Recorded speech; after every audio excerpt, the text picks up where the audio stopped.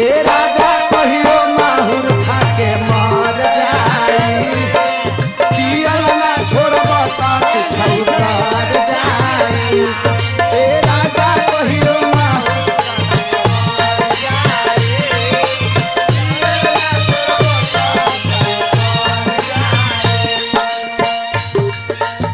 औरतिया कहते ए अम्मा जी कहतरुए बबुआ बो ए ना चुप रह ए पिया दे तेरा मुँह में पिया दे अच्छा औरतिया कहते ए अम्मा जी आधी आधी रातिया के भट्ठी पर से आवे